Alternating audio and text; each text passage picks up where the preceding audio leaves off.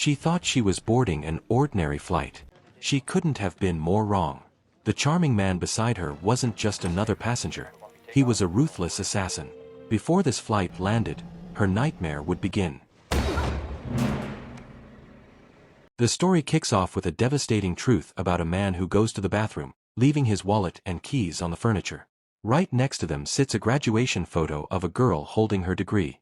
Suddenly, someone else picks up the wallet. In the next scene, the wallet is stuffed into an envelope and mailed out. When the recipient opens it, the exact same graduation photo is waiting inside. The scene shifts to the interior of the Lux Atlantic Hotel. Cynthia, a receptionist at the hotel, is desperately trying to explain to a customer that their advanced booking is completely missing from the computer. Frustrated, the customer asks Cynthia about Lisa Reisert. Cynthia tells the customer that Lisa is out of town and hasn't arrived in Miami yet. The guests grow upset and demand that Cynthia call her immediately. Cynthia calls Lisa and admits she accidentally erased the reservation for Bob and Marion Taylor. Lisa can hear the angry customers over the phone, so she calmly logs into the system using her own ID to find a list of empty rooms. She instructs Cynthia to give them a corner room with a complimentary upgrade to make things right. Cynthia books the room and gives the guests a free offer for their first 2 nights, which quickly makes them happy. After they leave, Cynthia vents to Lisa about how rude they were. Lisa replies that every guest can be difficult, and it's simply their job to handle them.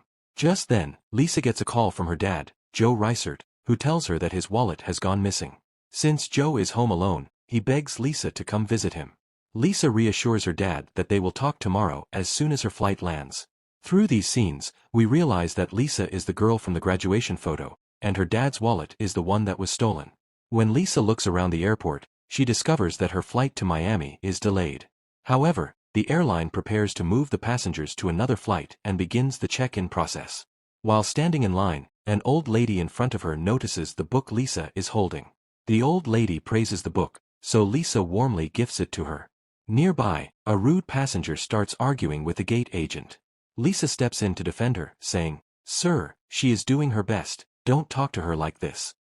The man turns his anger onto Lisa and starts arguing with her too. Suddenly, another man standing behind Lisa steps in to silence the bully, and Lisa thanks him. She mentions to the stranger that she is a hotel manager, which is why she gets so frustrated with people like that. The man invites Lisa to grab a drink, but she politely declines, explaining that she has to make an important phone call. Later, while walking through the airport terminal, Lisa notices the exact same man sitting alone in a restaurant. She decides to walk over, and they start talking. The man asks Lisa what brought her to Texas, and she reveals that her grandmother just passed away. He then introduces himself as Jackson Ripner. At that moment, a news broadcast plays on the airport television featuring the Deputy Secretary of Homeland Security, Charles Keefe, speaking about the fight against terrorism. An announcement breaks through the terminal stating that the flight to Florida is finally ready for departure. Hearing this, Lisa tells Jackson that they should probably head over. The scene shifts to the interior of the airplane, where Lisa walks down the aisle looking for her seat. To her surprise, Lisa spots Jackson already on the plane. Looking at the seat numbers, she realizes her seat is right next to his. As they sit down together, a lady struggling to put her bag into the overhead bin asks Jackson for help, and he gladly assists her. The plane takes off into the sky. After a while, Lisa asks Jackson what he does for a living, but Jackson avoids giving a direct answer. Lisa smiles and says, "Okay, this is your personal matter. If you don't want to tell, then don't tell." Jackson looks at her and replies, "My work is my personal matter, but now it is related to you." Confused, Lisa says, "I don't understand anything. What are you saying?" Jackson drops a bombshell. "Charles Keefe, the regular VIP of your hotel, do you remember anything?" Lisa thinks for a moment and answers that she doesn't. Jackson cold-bloodedly tells her, "It's okay, but right now he is going to your hotel, and you have to listen to me carefully. You have to listen to me if you want to see your dad alive." Terrified, Lisa panics and reaches up to press the flight attendant call button. Jackson doesn't stop her, saying, "Okay, do whatever you want. But before that, look at this." He drops Joe's wallet right in front of her. Shocked, Lisa asks where he got it. Jackson replies that he didn't pick it up himself. One of his operatives stole it right from his house, right next to her graduation picture. Tears stream down Lisa's face as she stands up to call for help. Jackson warns her, "Flight attendants will not believe you. How can your dad's wallet come to me? And if you tell anything to the flight attendants, then your dad is gone. Seeing the flight attendants signal her to sit down, a helpless Lisa drops back into her seat. The flight attendant walks over and asks if everything is okay. Trying to hide her tears, Lisa remains silent while Jackson covers for her, asking if she needs a pillow or a blanket. Lisa tearfully mutters that she doesn't need anything. Jackson tells the flight attendant that she is just having a terrible day because of a death in the family.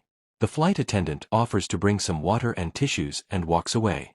The moment they are alone, Lisa demands to know what he did to her father. Jackson promises that as long as she cooperates, her dad won't be harmed. The flight attendant returns with the water. Once she leaves, Jackson orders Lisa to use the in-flight phone to call her hotel.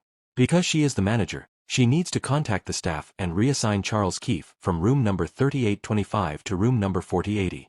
He tells her it is up to her to figure out how to make it happen.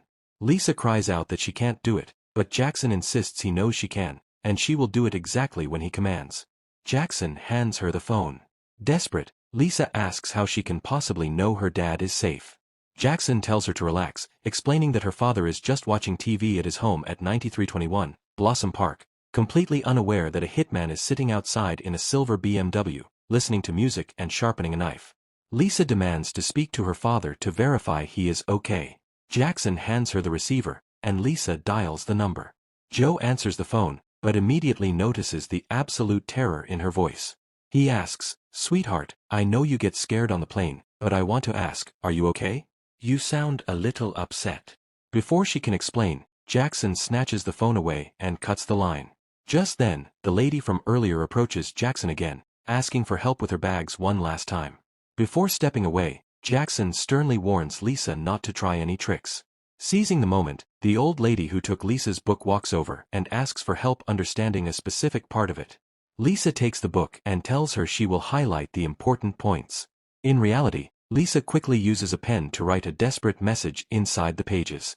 Though Jackson is busy lifting the luggage, he keeps a sharp eye on them. He hurries back to his seat and tells Lisa that he knows exactly what the old lady is about to read, and he doesn't want to complicate things. Before Lisa can even react, Jackson violently headbutts her, knocking her completely unconscious.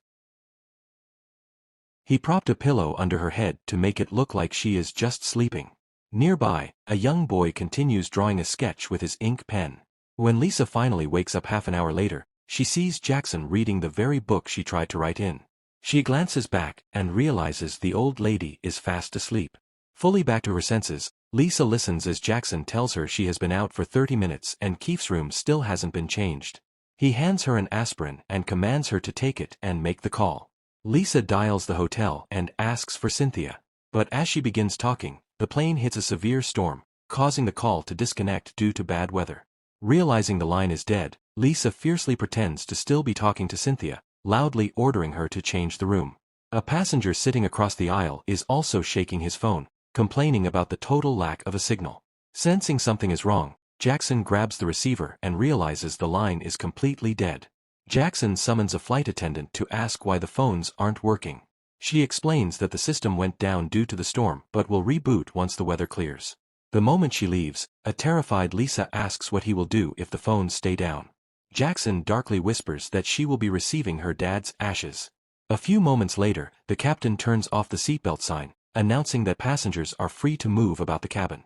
Lisa tells Jackson she needs to use the restroom, but he refuses to let her go. Lisa snaps back, insisting she has the right to move and that he can't stop her. Reluctantly, Jackson allows her to get up. Because the washroom is occupied, Lisa has to wait outside. Jackson stands a short distance away, keeping a watchful eye on her. Another child passenger lines up behind Lisa, glancing awkwardly at Jackson, who is staring them down. Lisa locks herself inside the washroom. Breaking down in tears, she washes her face and desperately tries to formulate a plan. Using her lipstick, she writes a frantic warning on the mirror glass. On the other side, Jackson notices the phone lines have suddenly come back online. The moment Lisa steps out, Jackson is waiting right there. He catches a glimpse of the message written on the mirror, violently shoves Lisa back inside the restroom, and locks the door behind them. Outside, a flight attendant tells the waiting passenger to use the other restroom. The girl mentions that a man just forced his way into the stall with a lady, but the flight attendant brushes it off, jokingly suggesting they are just a couple looking for some privacy. Inside the cramped washroom, Lisa begs Jackson to stop his hitman. Jackson pins her against the wall, furious that she tried to send a secret message twice. He warns her that if that message had gotten out, the plane would have made an emergency landing somewhere else, and if that happened, her father would already be dead. He commands her to stop playing games with her dad's life. They walk back to the cabin and return to their seats. Suddenly, the plane hits a massive pocket of turbulence. The violent jolt wakes up the young sketching boy across the aisle.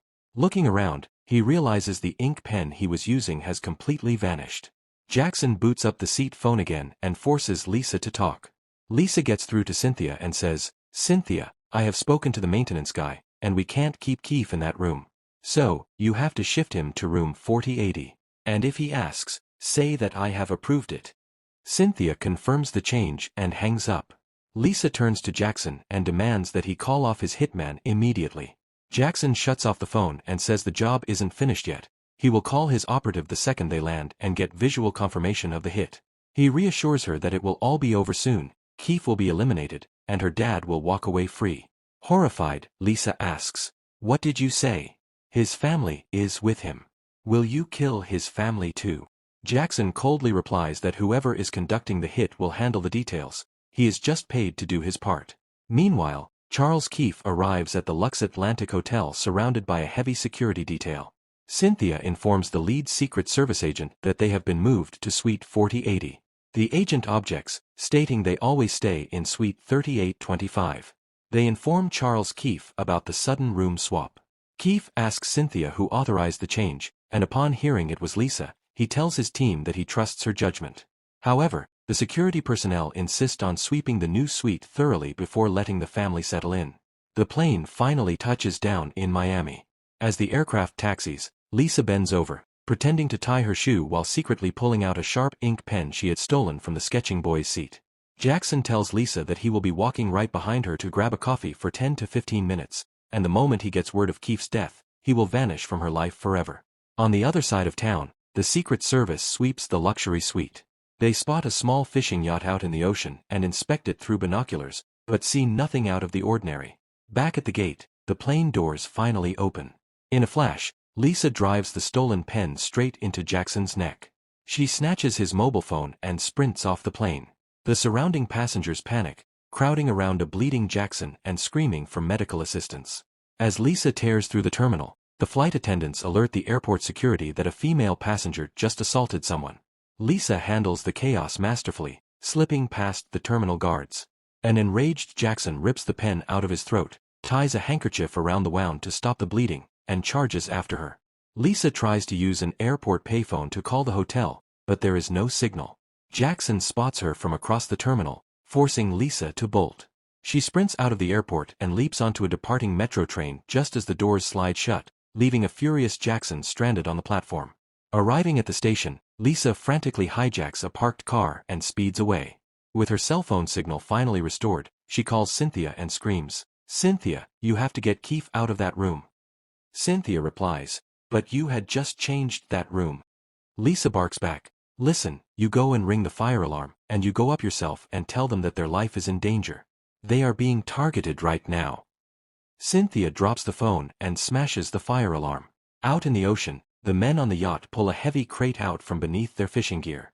Cynthia sprints up to the suite, yelling to the Secret Service agents that Lisa called and they need to evacuate immediately. The security team grabs Keefe and his family and rushes them out of the room.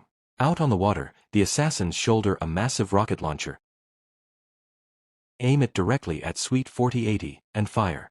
The missile blows the suite to pieces, but because of Cynthia's warning, the family escapes unharmed. The attackers quickly speed away. Lisa frantically calls her father, but his phone goes straight to voicemail.